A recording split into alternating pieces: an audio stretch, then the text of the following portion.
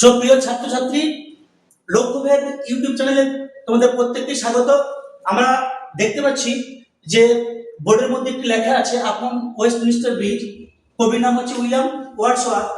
তো 11-এর ফার্স্ট সেমিস্টারের 3টি কবিতা আছে। তিনটি কবিতার মধ্যে এই কবিতাটা হচ্ছে কি আমাদের একটি কবিতা। তো কবিতাটা ইতিমধ্যে আমাদের পড়ানো হয়ে গেছে তোমাদের, এবং সেই সঙ্গে কি না এমসিকিউ প্রশ্নগুলো করানো হয়েছে। আজকে শুধু আমি একটু সেই খবরের বিশেষ বিশেষ অংশ পড়ার মতো করে আজকে আবার এমসিকিউ জিনিসগুলো তোমাদের মেমোরাইজ করানোর জন্যই বা মনে করানোর জন্যই এই উদ্যোগ।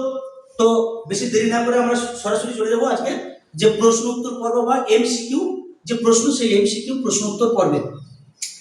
আচ্ছা, আপন ওয়েস্টমিনিস্টার ব্রিজ এই কবিতার কবিকে? Who is the writer of this poem? William Wordsworth. আমরা দেখতে পাচ্ছি উইলিয়াম ওয়ার্ডসওয়ার্থ। আচ্ছা, উইলিয়াম ওয়ার্ডসওয়ার্থের যে লাইফ স্প্যান, জীবনকাল কত, অর্থাৎ তার জন্ম এবং মৃত্যু কত, এটা একটা প্রশ্ন হতে পারে। জন্ম হচ্ছে 1770, মৃত্যু হচ্ছে 1850। অবশ্যই এটাকে আমরা খ্রিস্টাব্দ বলবো। এই কবিতাটি আপন ওয়েস্টমিনিস্টার ব্রিজ, এই কবিতাটি কেমন কবিতা? It is an example of sonnet. এটা হচ্ছে কি একটা সনেট। আচ্ছা, সনেট গেল, এটা কেমন সনেট? এটা হচ্ছে কি ইটালিয়ান সনেট বা পেট্রার্কিয়ান সনেট। পেট্রার্কের নাম অনুসারে হচ্ছে পেট্রার্কিয়ান সনেট, আর পেট্রার্কের বাড়ি যেহেতু ইতালিতে, তাই এটাকে ইতালিয়ান সনেটও বলা হয়। কেন এটাকে ইতালিয়ান সনেট বলছি আমরা? কারণ উইলিয়াম ওয়ার্ডসওয়ার্থের বাড়ি তো ইতালিতে ছিল না। কারণ উইলিয়াম ওয়ার্ডসওয়ার্থ যে সনেটটি রচনা করেছেন আমাদের এখানে আপন ওয়েস্টমিনিস্টার ব্রিজ, এর যে গঠন শৈলী বা রচনা যে কৌশল বা গঠন শৈলী, সেটা কিন্তু পেট্রার্কের সনেট রচনার সঙ্গে কিন্তু মিলে যাচ্ছে। তাই এটাকে আমরা বলছি যে পেট্রার্কিয়ান সনেট বা কি সনেট না ইতালিয়ান সনেট। এরপর এখানে এই কবিতাটি কোন মিটারে লেখা? This poem upon Westminster bridge is written in iambic pentameter. এটা শুধু মুখস্থ রাখলেই হবে। আয়াম্বিক পেন্টামিটার কি তোমাদের শুধু এইটুকু। কবিতাটার রাইম স্কিম বা ছন্দ প্যাটার্নটা কি? What is the rhyme scheme of this poem upon Westminster Bridge? The rhyme scheme of the poem or of the sonnet upon Westminster Bridge is A B B A A B B A C D C D C D. আচ্ছা, sonnet কাকে বলে? A sonnet is a poem of 14 lines with a particular rhyme scheme. একটি sonnet হচ্ছে কি 14 লাইনের একটি কবিতা যার মধ্যে নির্দিষ্ট একটি ছন্দ থাকবে। আচ্ছা, এই সনেটটার আপন ওয়েস্টমিনিস্টার ব্রিজ, এই সনেটের পার্ট কটা? 14টা লাইনে ভাগ কটা? দুটো। একটা হচ্ছে কি stanza of 8 lines is called octave, আর লাইনের স্ট্যাঞ্জা, আর stanza of 6 lines is called sestet. আর লাইনের স্ট্যাঞ্জা একটি, আর 6 লাইনের স্ট্যাঞ্জা একটি। আচ্ছা, এই কবিতাটি লেখা হয়েছিল, this poem was composed on, তোমাদের যেটা টাইটেল, সেই টাইটেলে দেওয়া আছে গিয়ে কি 3 সেপ্টেম্বর 1802, 1802 খ্রিস্টাব্দের 3 সেপ্টেম্বর। এটা যেহেতু আমাদের টাইটেলে দেওয়া আছে, আমরা এটাকেই প্রামাণ্য তথ্য হিসেবে ধরে নেব। কিন্তু আমাদের ডরোথি ওয়ার্ডসওয়ার্থ লেখকের যিনি বোন আছেন, তিনি তার গ্রাসমেয়ার জার্নাল যে পত্রিকা, সেখানে তিনি বলছেন যে এই কবিতাটা নাকি লেখা হয়েছিল প্রথম কখন? 31শে জুলাই, 31 জুলাই। কবিতাটি লেখা হয়েছিল 31 জুলাই 1802 খ্রিস্টাব্দ, তাই না? এরপর আমরা দেখে নেব, in this poem the name of the river is, এই কবিতায় যে নদীটার নাম কি? টেমস বা থেমস। থেমস যে টিটা, সেটা সবসময়ই পড়াতে হবে, কারণ এটা হচ্ছে কি একটা নদীর নাম, এটা প্রপার নাম। The poet is touched by the beauty of, কবি সৌন্দর্য দেখে অভিভূত হয়ে গেছেন, মুগ্ধ হয়ে গেছেন। কতটা সৌন্দর্য দেখে? The city of London, London শহরের সৌন্দর্য দেখে। The poet was accompanied by, কবি সঙ্গে কে ছিল? কবি কার সঙ্গে ছিলেন বা কবির সঙ্গে ছিল কে? His sister Dorothy Wordsworth, his sister Dorothy Wordsworth. এই কবিতায় দিস রিভার বলতে কোন নদীটাকে বোঝানো হয়েছে? This river refers to the river Thames. আর দিস সিটি, এখানে শহর বলতে কোন শহরটাকে বোঝানো হয়েছে? The city of London. According to the poet the city looks, কবির মতে শহরটাকে দেখতে লাগছে কেমন? দ্য মোস্ট বিউটিফুল, সব থেকে সুন্দর বা সব থেকে সুন্দরী। কারণ কবিতার প্রথম লাইনই বলছেন কি না পৃথিবীর এর থেকে সুন্দরতম জিনিস আর নেই আমাকে দেখানোর মতো। ঠিক আছে, the city seems to wear, শহরটাকে দেখে মনে হচ্ছে পরে আছে, কি পরে আছে না একটি পোশাক। The garment of morning beauty, garment মানে কি পোশাক, আমি আগের দিনই বলেছিলাম গার্মেন্ট হচ্ছে পোশাক। The garment of morning beauty, সকালের বা the garment of morning light, সকালের আলোর যে পোশাক মনে হচ্ছে সেই পোশাকটা পরে আছে শহরটি। দ্য সিন ইজ, এই দৃশ্যটি কেমন দৃশ্য, কাম অ্যান্ড বিউটিফুল, দৃশ্যটা কেমন, কাম মানে শান্ত, অ্যান্ড বিউটিফুল এবং সুন্দর। কাম স্পেলিংটা CALM, এখানে এল এর উচ্চারণটা কিন্তু সাইলেন্ট থাকবে, calm and beautiful. The river Thames flows, Thames নদীটি প্রবাহিত হচ্ছে, দ্য রিভার টেমস ফ্লোজ, কি উত্তরটা কি হবে, স্মুথলি মানে মসৃণ ভাবে। A person who passes by untouched by the beauty of the city is, একটি ব্যক্তি যিনি শহরের সৌন্দর্য দ্বারা অনুভূত না হয়ে তাকে উপেক্ষা করে পেরিয়ে যায়, সেই ব্যক্তিকে আমরা কি বলবো, ডাল ইন ইজ সোল, তার হৃদয়ের দিক দিয়ে কি বোকা, হ্যাঁ, নান্দনিকতা বিহীন, অনুভূতি বিহীন।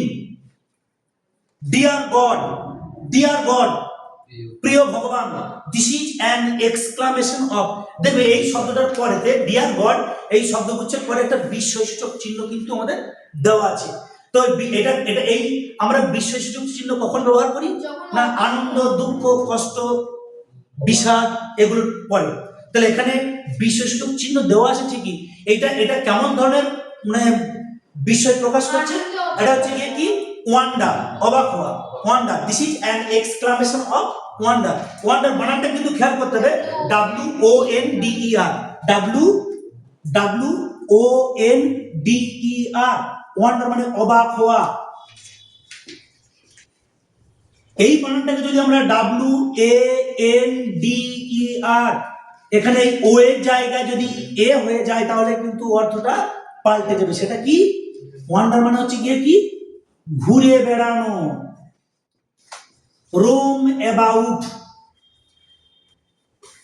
Next question, the beauty is, এখানে সৌন্দর্যটা কেমন, টেক্সটের ভাষায় বলা হচ্ছে দ্য বিউটি ইজ কি সাইলেন্ট অ্যান্ড বেয়ার, নীরব সৌন্দর্য এবং উন্মুক্ত সৌন্দর্য। দ্য সান স্টিপড, সূর্য রশ্মিটা কি আলোকিত করছে, স্টিপ মানে আলোকিত করা, ভিজিয়ে দেওয়া, প্লাবিত করা, স্লোপ ডাউন, সূর্য রশ্মিটা আলোকিত করছে, কাদের আলোকিত করছে, the valley, rock and the hill, valley মানে উপত্যকা, রক মানে পাথর বা শিলাখণ্ড, অ্যান্ড হিল মানে হচ্ছে পাহাড়, এগুলিকেও আলোকিত করছে। The very houses SIM asleep, ওই বাড়িগুলিকে দেখে মনে হচ্ছে ঘুমন্ত অবস্থায় আছে, মানেটা কি, here this expression refers to, এখানে এই লাইনটার মাধ্যমে কি বোঝানো চাওয়া হয়েছে কি the men and the women in the houses are asleep, এই বাড়ির পুরুষ এবং মহিলারা বা বাড়ির মানুষজনগুলো গিয়ে কিন্তু কি ঘুমন্ত অবস্থায় আছে, কারণ বাড়িগুলো ঘুমোতে পারে না, বাড়ির ভিতরে যে মানুষগুলো আছে সেই মানুষগুলো কিন্তু ঘুমাতে পারে। তাহলে এই লাইনটার মানেটা কি না, it means that the men and the women within the houses are asleep. Ships, towers, domes, theatres and temples lie, এখানে জাহাজগুলি, চূড়াগুলি, গম্বুজগুলি, থিয়েটার হলগুলি এবং মন্দিরগুলি যেন শুয়ে আছে। এখানে এই যে জাহাজ, গম্বুজ, থিয়েটার এগুলি বলতে কি বোঝানো হয়েছে, this are the man made objects, এগুলো হচ্ছে কি মানুষের তৈরি বস্তু, this are the man made objects. Next question, the domes refers to, এখানে ডোম বলতে কি বোঝানো হয়েছে, ডোম বলতে গির্জা বা গম্বুজ, here the word dome refers to the dome of Saint Paul's Cathedral, Saint Paul's Cathedral, Saint Paul's Cathedral. Next question, everything looks bright and glittering, সবকিছুকে দেখতে চকচকে করছে এবং উজ্জ্বল লাগছে, কেন, বিকজ অফ স্মোকলেস এয়ার, কিসের কারণে না ধোঁয়াহীন বাতাসে সবকিছুকে চকচকে লাগছে, পরিষ্কার লাগছে, উজ্জ্বল লাগছে, কেন, because of smokeless air. Wordsworth wrote this poem while he was going to, Wordsworth লিখেছিলেন এই কবিতাটা যখন তিনি কোথায় যাচ্ছিলেন? while he was going to France, while he was going to France, তিনি যখন ফ্রান্সে যাচ্ছিলেন তখন কিন্তু তিনি এই কবিতাটি লিখেছিলেন। Next question, the poet things that, কবি ভাবছেন, কি ভাবছেন? যে এই লন্ডন শহরের যে সৌন্দর্য সেটাই সব থেকে সেরা সৌন্দর্য। The city of London in the early morning is the ফেয়ারেস্ট of all sites on earth. London শহরের যে সৌন্দর্যটা, সকালবেলাকার যে সৌন্দর্য, সেটাই হচ্ছে পৃথিবীর সব থেকে সেরা সৌন্দর্য। এখানে আর দু একটা কথা বলে রাখি আমি, কারণ এমসিকিউ এর কিন্তু কোনো বাঁধা ধরা কয়েকটি মাত্র প্রশ্ন দিয়ে এমসিকিউ শেষ করা যায় না। যে কোনো লাইন থেকে, যে কোনো ওয়ার্ড থেকে কিন্তু এমসিকিউ প্রশ্ন কিন্তু আমাদের মাল্টিপল চয়েস টিক প্রশ্ন হতে পারে। কিন্তু মোটামুটি মোটা দাগের যে জিনিসগুলো, যেগুলো আমাদের জানতেই হবে, না জানলে কিন্তু কেমন ফাঁকা ফাঁকা লাগবে, সেগুলো আমি একটু বলে দিলাম।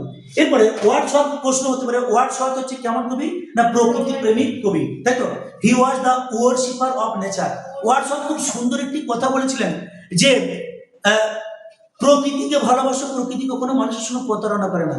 একটা মানুষ বা একটা ছেলে যদি অন্য একটা মানুষ বা অন্য একটা ছেলেকে বা অন্য একটা মেয়েকে ভালোবাসে, দুদিন বাদে কিন্তু ব্রেকআপ হয়ে যেতে পারে, তাই তো। এই হৃদয়টা খান খান হয়ে গেল। কিন্তু কোনো মানুষ বা কোনো ছেলে বা কোনো মেয়ে যদি প্রকৃতিকে ভালোবাসে, সে প্রকৃতি কিন্তু কখনো মানুষের সঙ্গে বিট্রে করে না বা প্রতারণা করে না। কেন করে না? মানুষের যখন মন খারাপ হয় তখন আমরা কোথায় গিয়ে বসি? একটু জঙ্গলের ধারে, একটু ফুল গাছের ধারে বসি। যখন মন খারাপ হয় আমরা একটু ঝর্ণার ধারে বসি। মন খারাপ হলে কোথায় বসি? আমরা সমুদ্রের পাড়ে ঢেউয়ের আনাগোনা গুনি বা ঢেউয়ের আনাগোনা দেখি। মন খারাপ হলে কোথায় বসি? আমরা পাহাড়ি উপত্যকায় বসি। মানে প্রকৃতিটা কি করে আমাদের মনটাকে ভালো করে দেয়, ওর মধ্যে মন ভালো করার ওষুধ আছে, তাই তো। সেজন্যই বলছে মানুষকে ভালোবাসলে মানুষ বেইমানি করতে পারে, কিন্তু প্রকৃতি কখনোই বেইমানি করতে পারবে না। এই কথাটাই তিনি খুব সুন্দরভাবে বলেছিলেন, গিয়ে কি না, nature never did betray the heart, প্রকৃতি কখনোই সেই হৃদয়ের সঙ্গে প্রতারণা করে না, দ্যাট লাভড হার, যে হৃদয়টা প্রকৃতিকে ভালোবাসে। তুই গাছপালা, নদী নালা, খাল বিলকে ভালোবাসলে কখনো ওই গাছপালা, নদী নালা, খাল বিল তোর সঙ্গে প্রতারণা করবে না। সবসময় তোর খারাপ মনটাকে কি করে দেবে? ভালো করে দেবে। বুঝতে পারছিস?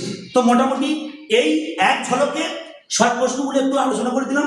এখান থেকে আশা করি তাদের প্রত্যেকের সুবিধা হবে। এবং কি এর যে হার্ড কপি বা পিডিএফ ফাইল ইতিমধ্যেই দিয়ে দেওয়া আছে। এবং এই কবিতাটার যে ব্যাকগ্রাউন্ড বা কবিতাটার যে ইন্ট্রোডাকশন এবং মূল টেক্সট পড়তে গেলে অবশ্যই লক্ষ্যভেদ ইউটিউব চ্যানেলটিকে সাবস্ক্রাইব করে লাইক, কমেন্ট এবং শেয়ার দিয়ে পাশে থাকতে হবে। আর সেই সঙ্গে এর যে ফার্স্ট পার্ট আছে বা উইলিয়াম ওয়ার্ডসওয়ার্থের আমাদের আপন ওয়েস্টমিনিস্টার ব্রিজ, এই যে কবিতাটা, সেই কবিতাটা দেখলে কারো কোনো সমস্যা হবে বলে আমার মনে হয় না। So thank you.